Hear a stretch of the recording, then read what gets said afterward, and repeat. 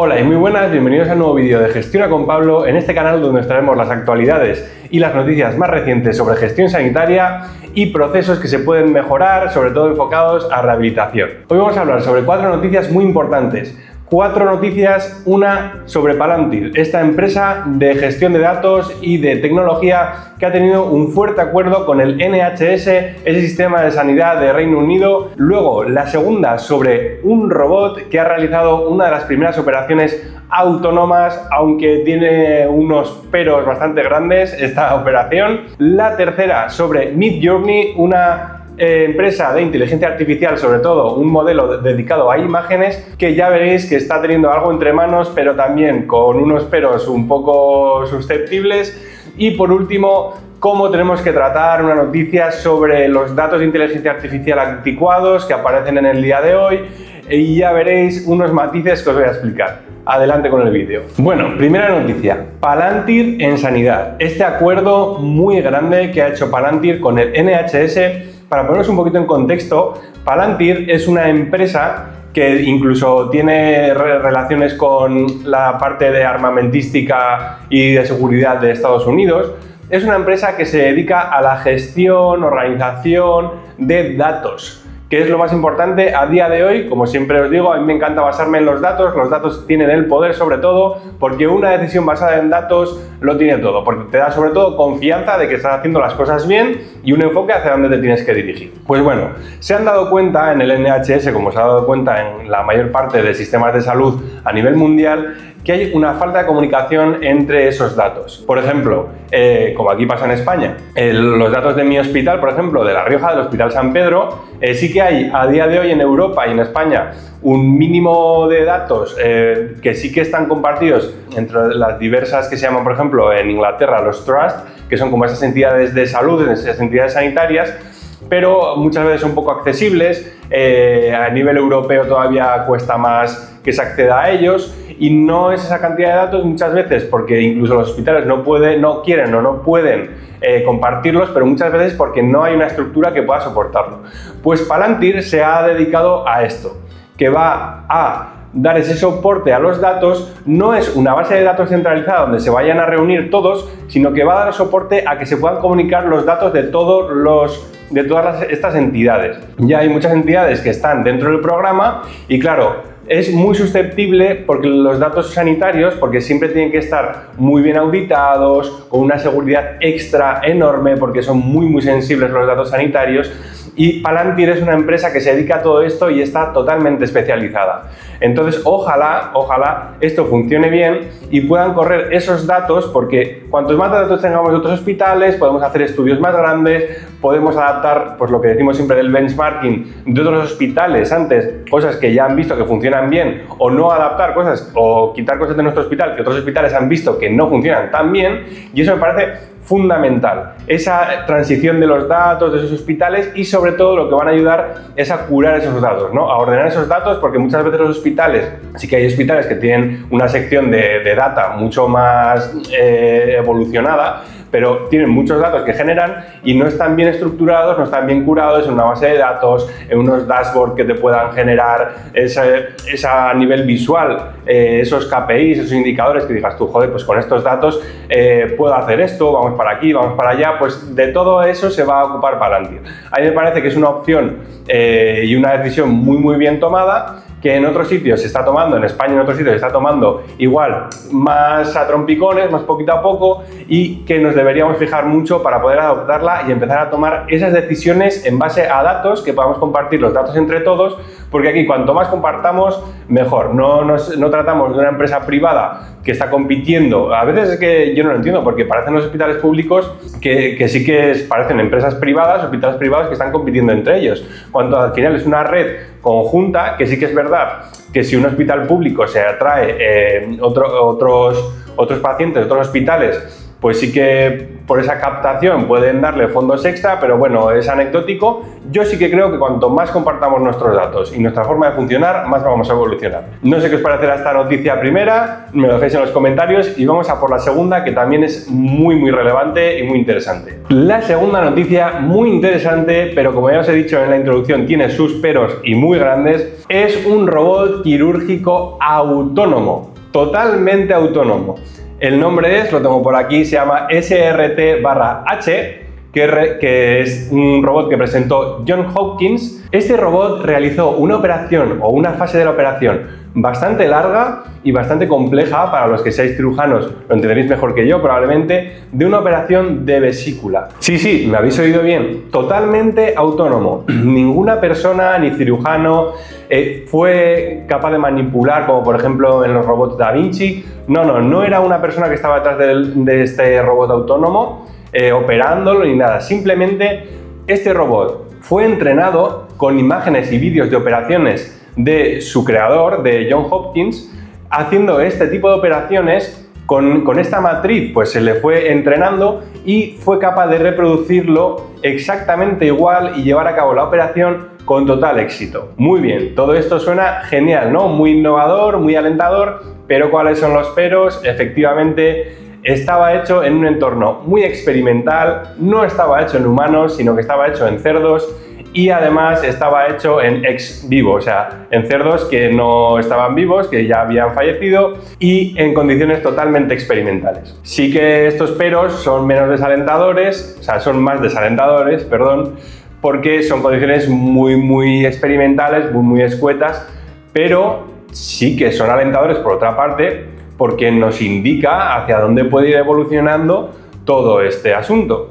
Porque sí que es una realidad que un robot ha conseguido realizar una operación totalmente autónoma de una complejidad y una longitud en el tiempo considerable, y la ha realizado con éxito. Sí que es cierto que no ha sido en humanos y sí que es cierto que no ha sido en un animal vivo. Probablemente nos cabe pensar que con mucho más entrenamiento y no en mucho más tiempo, aunque sí que en estas partes de medicina todo lleva unos trámites muy largos que se pueden alargar en el tiempo, pero sí que es una realidad que quizás en el futuro estos robots, con el suficiente entrenamiento en pacientes humanos ya tratados vivos y con esos propios cirujanos que puedan llevar una cámara o algo que les pueda monitorizar sus movimientos, pueden ser entrenados para realizar con mucha exactitud modelos deterministas para X tipos de operaciones. Si esto puede llegar a ser real o en cuánto tiempo puede llegar a ser real, yo en mi opinión sí que creo que puede llegar a ser real, aunque creo que queda bastante más tiempo del que podemos llegar a pensar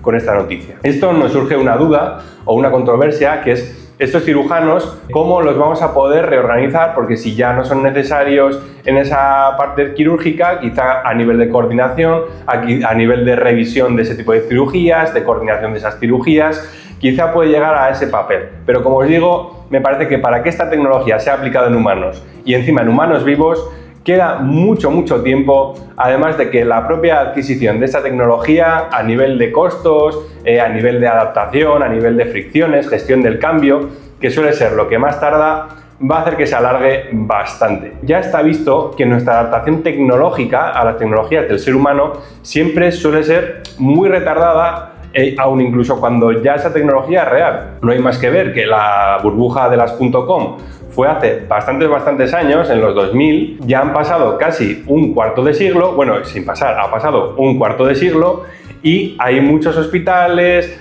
en lo que nos compete, pero muchas empresas privadas y muchas medianas y pequeñas empresas que ni siquiera tienen una página web o tienen una página web que no está realmente bien realizada. Así que esperemos que no tardemos tanto en adquirir estas tecnologías, pero es un futuro bastante real y bastante probable. Bueno, vamos a por la siguiente noticia, que ya veréis que también es bastante interesante. La tercera noticia es esta empresa Midjourney, que se encargaba, igual alguno que uséis bastante inteligencia artificial os ha sonado, es una empresa y un modelo que se enfocaba bastante a modelos de generación de imágenes. Pues bueno, Midjourney ha sacado un escáner corporal completo que está hecho a base de ultrasonidos dentro de agua, sumergido en agua. Te lo venden un poco como tipo wireless, se han ahorrado esas barreras de regulación sanitaria, enfocado más como a calidad de vida, a tipo, pues la palabra es wellness, no sé si la estoy pronunciando bien en inglés, y te lo ofrecen como un tipo spa. Bueno, lo pusieron en una ciudad de Estados Unidos, en un pueblo de Estados Unidos, en un hotel creo que era, en un spa, y ofrecían a la gente que se pudiese introducir en el agua, hacerse una serie de escáneres corporales, bueno, y no sé, no me acuerdo exactamente cuál era el dato exacto, pero decían que en unos pocos días se podían realizar el mismo número de escáneres que en un año en todos los escáneres corporales que hay a lo largo del mundo. No sé si son datos realmente probados o simplemente es una acción de marketing, pero sí que es cierto que es una forma muy efectiva, o puede llegar a ser en el futuro una forma muy efectiva, y sí que es bastante más rápido que los medios que tenemos ahora. El pero, igual que en la noticia anterior, en la segunda noticia, que no son datos probados ni de validez científica, ni realmente está, pues como os he dicho, 100% probado, porque se ha ahorrado todos esos filtros sanitarios al llevarlo por otro tipo más de calidad de vida, calidad de la salud.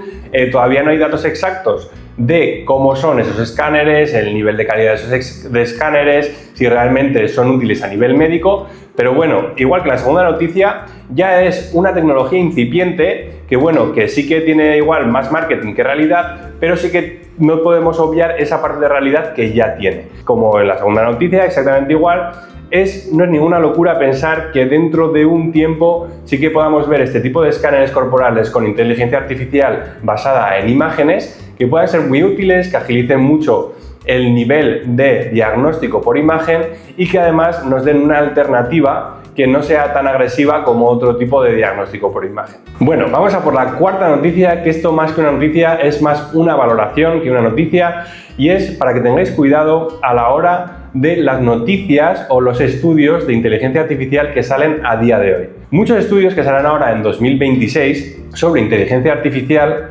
nos desalientan un poco en el uso o en la practicidad de esta inteligencia artificial en sus datos. Pero tenemos que cogerlo un poco con pinzas, ya que esta tecnología está evolucionando a un nivel muy rápido, mucho más rápido que a la rapidez con la que salen estos estudios. No sé si estáis entendiendo un poco por dónde voy, pero termino de explicarme. ¿Por qué? Porque los estudios muchas veces, bueno, muchas o la mayoría de veces, para que tengan rigor, tardan en salir, tardan en utilizar esos datos, ponerlos en orden, estudiar esos datos, realizar el informe, que se apruebe y una vez al final ya salir el informe.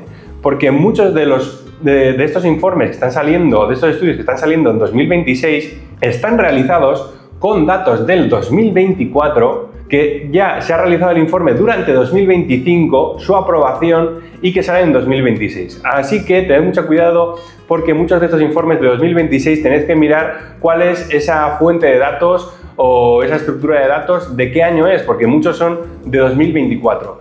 Decidme dónde estaba la inteligencia artificial en 2024, hace 2 años, porque yo en mi utilidad diaria no la estoy utilizando ni mucho menos tanto como la estoy utilizando ahora, ni es tan práctica como la estoy utilizando en los últimos años, ya que desde diciembre de 2025, enero de 2026, ya está toda la parte de agentes y ha evolucionado a un nivel extraordinario. Así que bueno, espero mucho que os hayan gustado estas noticias. Si os gusta este tipo de vídeo de noticias, dejádmelo saber en los comentarios. Creo que aquí tenemos una reflexión muy importante, porque ahora ya vamos viéndole las orejas al lobo y la pregunta no es si la inteligencia artificial va a llegar a la sanidad.